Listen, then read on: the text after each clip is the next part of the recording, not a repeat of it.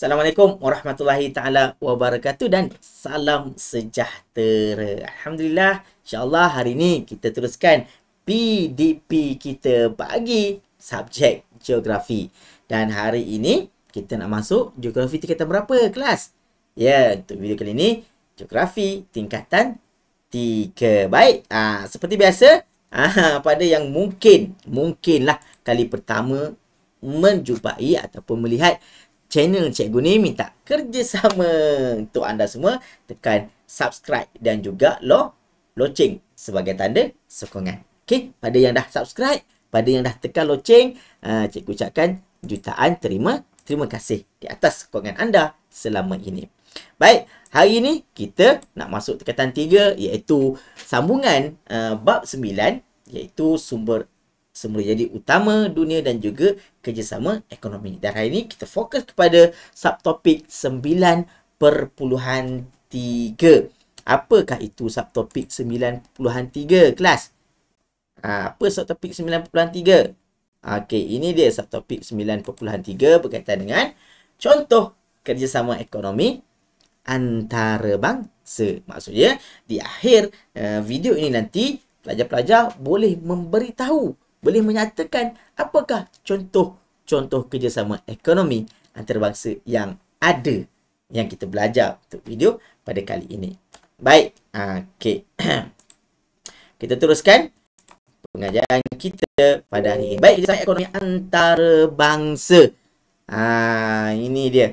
Maksud dia adalah perhubungan diplomatik yang dijalinkan, yang ada kerjasama ekonomi antara sebuah negara dengan negara-negara yang lain.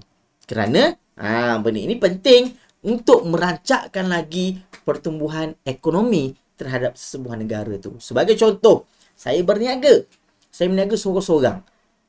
So saya boleh berniaga dekat orang yang saya kenal sajalah. Tapi kalau saya ada kerjasama dengan orang lain, dengan kedai ni, dengan kedai tu, kedai nombor 1, kedai nombor 2, bila saya ada kerjasama, contoh kiranya kedai nombor 1 habis barang dia, dia boleh suggest kedai saya. Pergi kedai Cik Isma ada. Kedai nombor 2 pun boleh suggest kedai saya. Saya pun sekiranya barangan saya kat kedai saya tak ada ataupun sudah habis stok, saya boleh suggest untuk kedai lain. Kenapa saja kedai yang tertentu tu? Sebab kami dah ada kerjasama. Jadi kat situlah pentingnya. Contoh. So sebuah negara pun macam tu juga. Dia perlunya ada kerjasama ataupun perhubungan diplomatik dan juga kerjasama ekonomi untuk pertumbuhan ekonomi sebuah negara tu lebih maju dan juga lebih meningkat naik. Dan kerjasama ni penting. Macam tadilah, bila saya ada kerjasama ni, secara tidak langsung pasaran saya lebih luas. Saya nak menjual barangan produk saya tu lebih banyak. Okey. Yang kedua, kita menggalakkan pelaburan asing. Pelaburan asing ni contoh macam saya kan. Allah, tiba-tiba bulan tu modal tak ada. So mungkin boleh minta kerjasama, pinjam modal dia dulu atau barangan dulu untuk masuk dalam kedai saya. Itu maksud menggalakkan pelaburan asing. Dan sebuah negara pun mungkin dia tak ada, dalam contoh negara kita Malaysia tak ada lah modal sebanyak tu. Jadi kita akan menggalakkan daripada pelabur, daripada negara yang kita ada kerjasama tu untuk datang dekat dalam negara kita, dia pun mengeluarkan pelaburan dia sendiri. Itu maksud dia menggalakkan pelaburan asing. Kalau ada kerjasama lah. Kalau tak ada, susah lah kan. Okey, yang ketiga, bila adanya pelaburan asing datang ke dalam sebuah negara tu, dia buka kilang ke, dia buka kedai ke, syarikat ke apa ke, sudah tentu dia akan menggunakan pekerja dalam negara tu. Dia tak akan bawa dalam negara dia, susah, kos banyak pula. Dia mungkin akan menggunakan dalam negara yang dia buka kedai, buka kilang tu. Kat situ secara tidak langsung akan berlakunya yang nombor 3 tu, pemindahan teknologi dan juga perkongsian maklumat. Okey. Boleh. Itu pengajaran. So, Malaysia telah menjadikan kerjasama ekonomi dan perhubungan berbagai dengan kebanyakan negara di dunia. Ini contoh kerjasama ekonomi antarabangsa.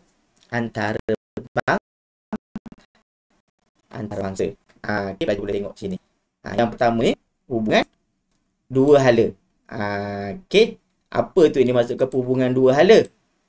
Ni kerjasama meliputi dua hala ni antara dua buah negara. Contoh negara Malaysia dengan negara Indonesia. Dia ada kerjasama. Itu maksud dia hubungan dua hala. Dia ada perhala. Apa maksud pelbagai hala ni? Pelbagai hala ni lebih pada dua buah negara ya. Negara. Lebih dua buah negara. Itu maksud dia pelbagai hala. Okey, boleh. Kerjasama serantau ni pula apa dia? Kerjasama serantau ni, contoh negara kita dalam rantau Asia Tenggara. Negara-negara Asia Tenggara. Jadi, antara negara dalam rantau kita ni, kita wujudkan atau jadikan ada satu kerjasama. Itu dipanggil kerjasama serantau. Kerjasama kumpulan negara. Dalam dunia ni, ada negara yang berkumpulan-kumpulan. Kumpulan ni, kumpulan tu. Macam awak lah kan, kat kelas.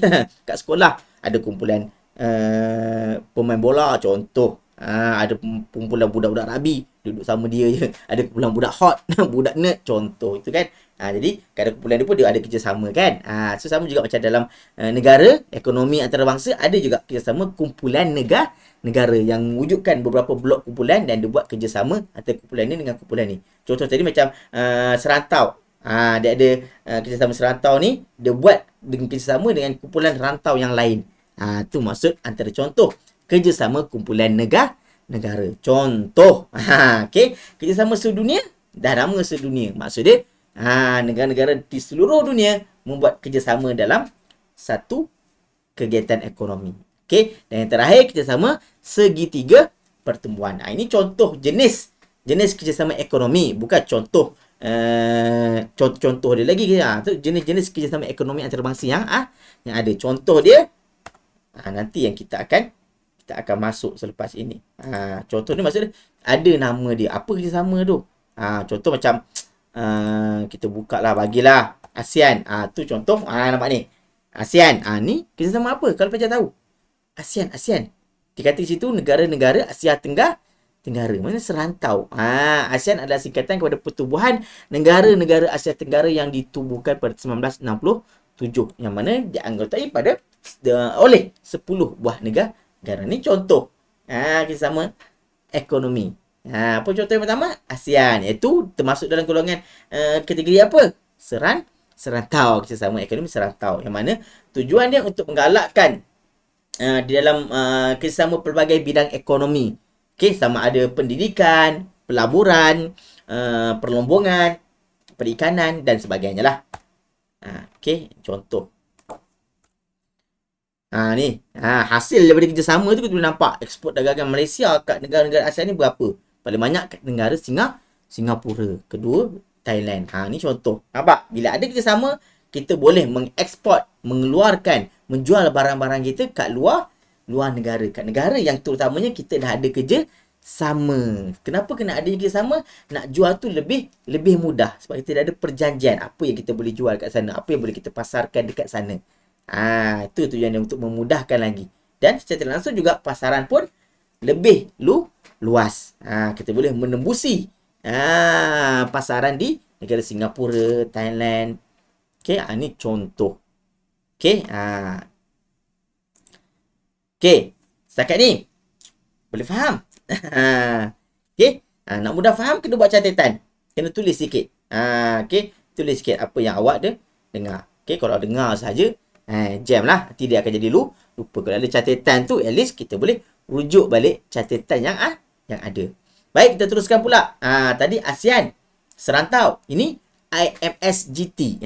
Lebih masuk pada kategori kerjasama apa ni? Segitiga pertumbuhan. Maksud dia, tadi dah serantau. Ini khas 3 buah negara saja. Indonesia, Malaysia, Singapura. Nampak? Dia jadi triangle. Ni contoh kerjasama segitiga pertumbuhan. Mana pertumbuhan ditubuhkan 1992 meliputi negara Indonesia, Malaysia dengan Singapura. Khusus 3 buah negara ni, dia buat pula lagi satu pakatan, lagi satu kerjasama yang lebih detail. Jadi menggalakkan lagi kerjasama dalam perindustrian, pertanian, perikanan, pelancongan, perdagangan, pelaburan di kalangan 3 buah negara ni. Okey, boleh faham kan? Mudah. Tadi IMS Singapura. Ini kita buat pula dengan negara satu lagi, dengan Thailand pula. Pun sama. Macam tadi dia fokus dalam bidang apa? Macam ni pula dia fokus dalam bidang perkhidmatan, pertanian, asas tani, pelancongan dan juga produk halal. Lebih fokus pada situ. Maksud dia, dia lebih banyak fokus lah. Nampak? Okay? Boleh tengok antara perbezaan dua ni kan. Tadi perikanan, pelancongan, perdagangan. Ni perkhidmatan, pertanian. So dia ada beza. Sebab tu lah dia ada juga. Sebab tu dipanggil GT, Growth Triangle. Segitiga pertumbuhan. Baik, ini pula kerjasama apa ni? Nama pun Kesatuan Eropah, maksud dia negara-negara di benua Eropah pula. Tadi ASEAN, negara-negara Asia Tenggara sahaja. Ini negara-negara di benua Eropah. 28 buah negara yang ada dalam benua Eropah ni menubuhkan satu Kesatuan Eropah.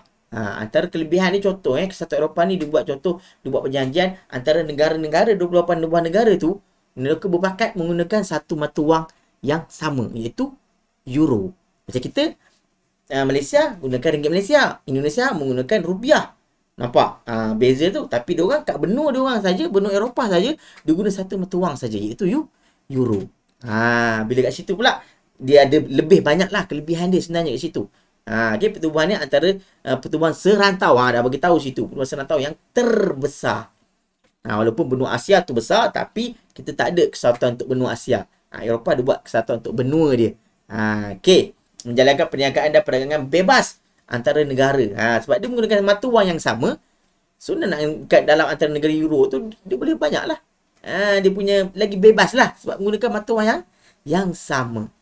Kita ada had quantity import export. Ini pula WTO, World Trade Organization.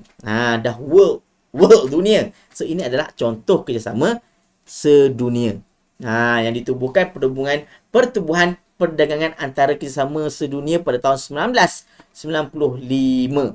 Yang mana pada waktu itu 164 buah negara yang ada di dunia duduk di bawah satu kesatuan, buat satu perjanjian yang mana berfungsi untuk bantu selesaikan pula pertikaian ataupun perdagangan antara ahli anggota. Sebab kadang bila kita buat ada kerjasama ni pun mestilah ada pertikaian, ada perbalahan sedikit kan. Contoh adik-beradik pun sedangkan lidah lagi tergigit.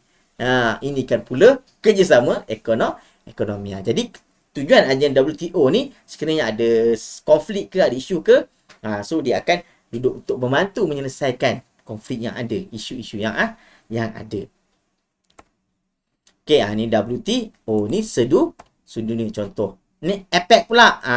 Ini lebih kepada serantau juga ni. Kepada pertumbuhan ekonomi negara-negara Asia Pasifik. Mana negara yang terletak dalam kategori Asia Pasifik, dia buat pula satu pertumbuhan. Untuk adakan kerjasama ekonomi pula.